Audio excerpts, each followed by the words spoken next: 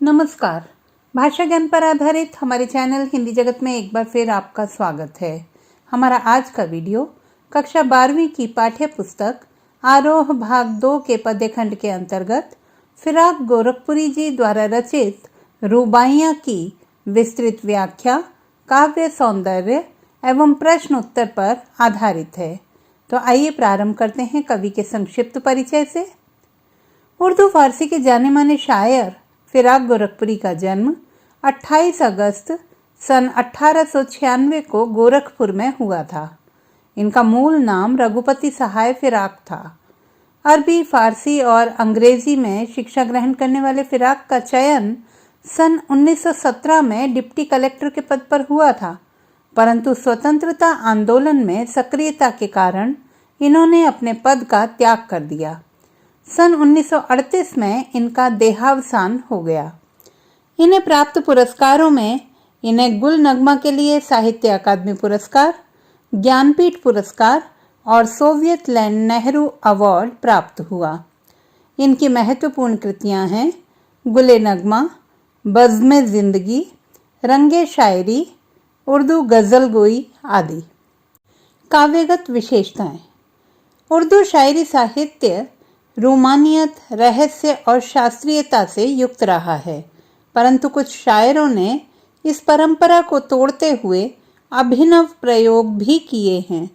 फिराक ने परंपरागत भावबोध और शब्द भंडार का उपयोग करते हुए उसे नई भाषा और नए विषयों से जोड़ा। भाषा शैली की बात करें तो उर्दू शायरी अपने लाक्षणिक प्रयोगों और चुस्त मुहावरेदार भाषा के लिए प्रसिद्ध है। मीर और गालिब की तरह फिराक ने भी इस शैली के माध्यम से आम आदमी तक अपनी बात पहुंचाने का प्रयास किया है। अब एक नज़र डालते हैं रुबाइयों के प्रतिपाद्य पर। फिराक की रुबाइयाँ उनकी रचना गुले नगमा से उद्गृत हैं। रुबाई उर्दू फारसी की एक छंदबद्ध रचना है, जिसमें पहली, दूसरी और चौथी पंक्ति में तुक मिलाया जाता है। तीसरी पंक्ति पूर्णतया स्वतंत्र होती है। इन रुबाइयों में कवि ने वात्सल्य रस का सुंदर उदाहरण प्रस्तुत किया है। आइए इन रुबाइयों को विस्तार पूर्वक समझते हैं। पहली रुबाई है। आंगन में लिए चांद के टुकड़े को खड़ी, हाथों पर झुलाती है उसे गोद भरी, रह रह के हवा में जो लोका देती है, गूंज उठती है खिलखिलाते बच्चे की हंसी। शब्दार्थ। चांद का टुकड़ा बहुत प्यारा, लोका देना उछाल उछाल कर प्यार करना। प्रसंग। प्रस्तुत रुबाई में माँ और शिशु के मध्य स्नेह संबंधों को दर्शाया गया है। व्याख्या। कवि के अनुसार एक माँ अपने प्यारे से शिशु को गोद में लिए आंगन में खड़ी हुई है। कभी वह उसे अपने हाथों पर झुलाने लगती है तो कभी उसे हवा में उछाल देती है। माँ के इस खेल पर बच्चा खिलखिलाकर अपनी प्रतिक्रिया व्यक्त करता है और वातावरण उसकी हंसी से गूंज उठता है।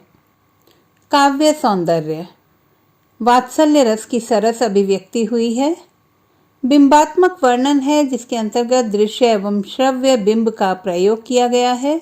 उदाहरण के तौर पर आंगन में चांद के टुकड़े को लिए खड़ी माँ, गोद भरी माँ, हाथों में झुलाती माँ तथा हवा में बच्चे को उछालती माँ जहाँ दृश्य बिंब के उदाहरण हैं, वहीं बच्चे की खिलखिलाती हंसी श्रव्य बिंब का उदाहरण है। चांद का टुकड़ा मुहावरे का प्रयोग किया गया है। रह रह कर में पुनरुक्ति प्रकाश अलंकार है। लोका देना देशज शब्द है। उर्दू हिंदी मिश्रित शब्दावली है। रुबाई छंद का प्रयोग हुआ है। माँ द्वारा बच्चे को झुलाना, बच्चे का हंसना, खिलखिलाना आदि स्वाभाविक क्रियाएं होने से यहाँ स्वभावोक्ति अलंकार प्रयुक्त हुआ है। बढ़ते हैं दूसरी रुबाई की ओर। नहला के छलके छलके निर्मल जल से उलझे हुए गेसुओं में कंघी करके किस प्यार से देखता है बच्चा मुंह को, जब घुटनियों में लेके है पिन्हाती कपड़े। शब्दार्थ। छलके उछल कर गिरे हुए, निर्मल स्वच्छ, गेसु बाल, घुटनियों, माँ के कोमल घुटने, पिन्हाती, पहनाती। प्रसंग, माँ द्वारा बच्चे को स्नेहपूर्वक नहलाने की प्रक्रिया का स्वाभाविक वर्णन किया गया है। व्याख्या, कवि के अनुसार माँ अपने शिशु को अपने हाथों से साफ स्वच्छ जल को छलका छलका कर नहलाती है, उसके उलझे हुए बालों में कंघी करती है। जब वह प्रेम पूर्वक अपने घुटनों में शिशु को थाम कर कपड़े पहनाती है तो बच्चा अत्यंत स्नेह से माँ के मुख को निहारता रहता है। काव्य सौंदर्य उर्दू हिंदी भाषा का मिश्रित स्वरूप है, वात्सल्य रस की सहज अभिव्यक्ति है। माँ के स्नेह का स्वाभाविक वर्णन होने के कारण स्वभावोक्ति अलंकार है। घुटनियों, पिन्हाती शब्दों में लोक भाषा का प्रयोग है, दृश्य बिंब है। छलके छलके में पुनरुक्ति प्रकाश अलंकार है। निर्मल जल, कंघी करके में क्रमशः ल एवं क वर्ण की आवृत्ति से अनुप्रास अलंकार है।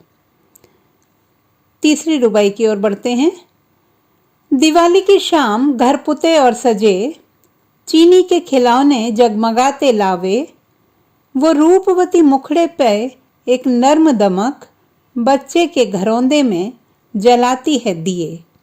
शब्दार्थ, पुते यानी रंगे हुए, मुखड़े चेहरे या मुख, दमक यानी चमक, घरौंदे मिट्टी के घर, दिए दीपक।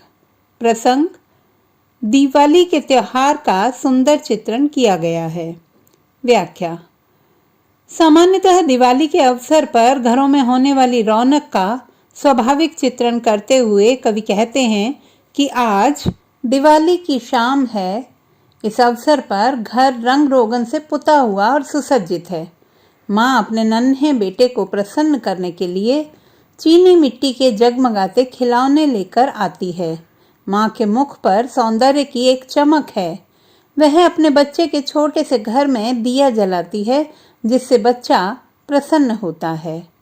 काव्य सौंदर्य माँ के ममत्वपूर्ण मनोभावों का सुंदर चित्रण है। दृश्य बिंब का प्रयोग है। रंग रोगन से पुते और सजे घर, चीनी के खिलौने जगमगाते लावे, रूपवती मुखड़े पर नर्म दमक, घरौंदे में जलाती है दिए, इन सभी में दृश्य बिंब का प्रयोग हुआ है। रुबाई छंद तथा मिश्रित भाषा का प्रयोग किया गया है। नरम एवं एक के स्थान पर नर्म और इक का प्रयोग रुबाई में गेयता उत्पन्न करने के लिए किया गया है।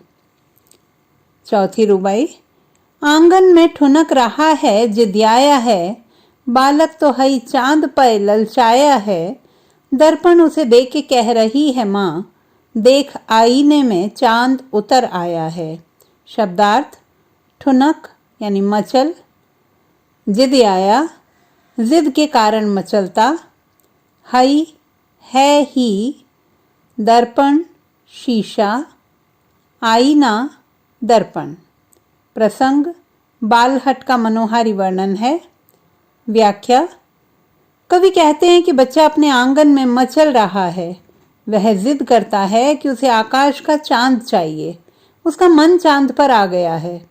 माँ उसके हाथों में दर्पण देकर उसमें चांद का प्रतिबिंब दिखाकर उसे बहलाती हुई कहती है कि देख बेटा, चांद दर्पण में आ गया है।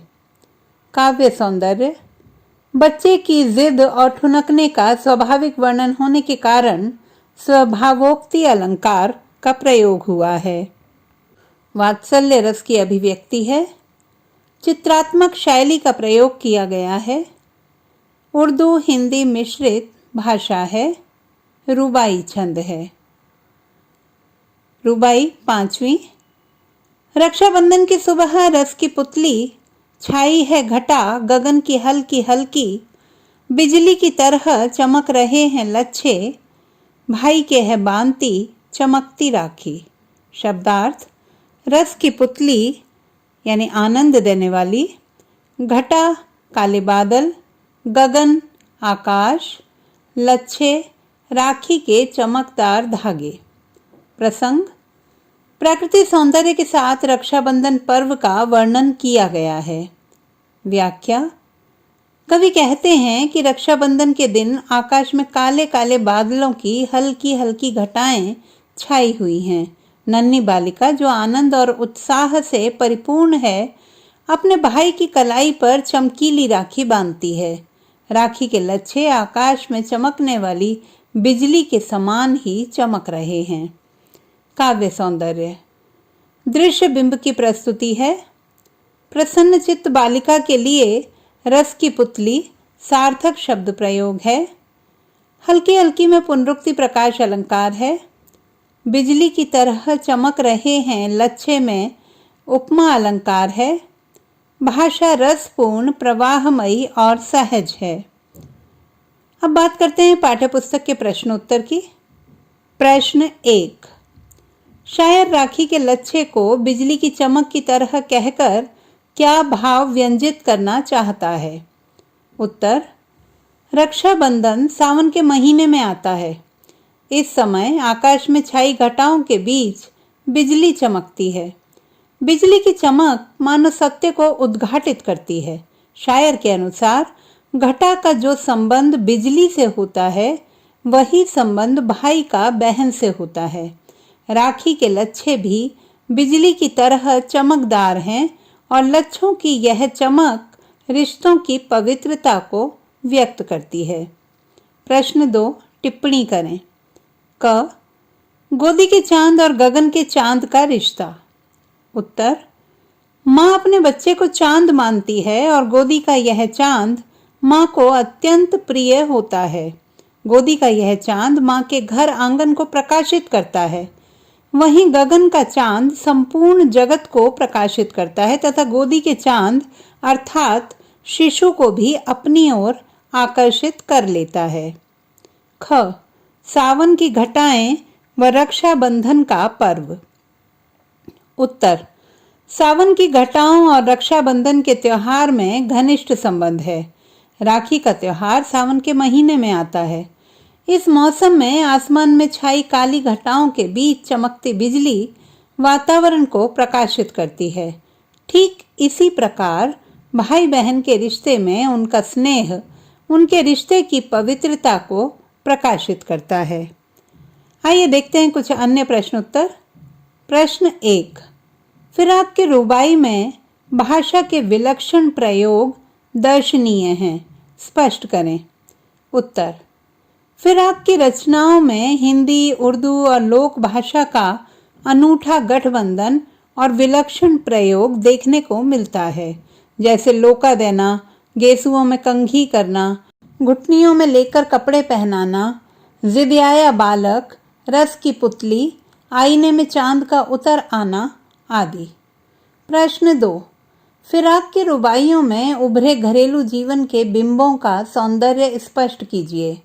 उत्तर: फिराक के रुबाइयों में घरेलू जीवन के सुंदर बिंब दिखाई देते हैं। दिवाली की शाम में लिपे पुते सजे घर आंगन का दृश्य है।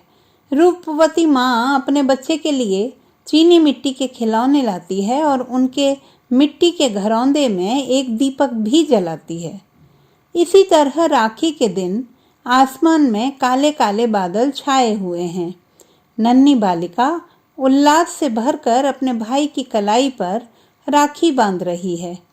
राखी के लच्छे काले बादलों के बीच चमकती बिजली के समान प्रकाशित हो रहे हैं। प्रश्न 3: आंगन में डैश डैश आया है रुबाई में फिराक ने बाल मनोविज्ञान के किस सत्य को उद्घाटित किया है, स्पष्ट कीजिए। उत्तर: प्रस्तुत रुबाई में शायर ने बाल मनोविज्ञान का सहज चित्रण किया है। बालक स्वभाव से ही चंचल और जिद्दी होते हैं। वे अपने मन की मौज में आकर किसी भी बात की जिद पकड़ लेते हैं और मचलते हुए उसे हर हालत में पूरा कराने का प्रयास करते हैं। तो बच्चों, आशा करती हूँ कि यह वीडियो पाठ को विस्तार से समझने में सहायक सिद्ध होगा। पाठ के सूक्ष्म अध्ययन हेतु बहुवैकल्पिक प्रश्नों पर आधारित हमारा वीडियो देखना ना भूलें। यह न केवल ऑनलाइन परीक्षा हेतु उपयोगी होगा, बल्कि पाठ के गहन अध्ययन में भी सहायक सिद्ध होगा।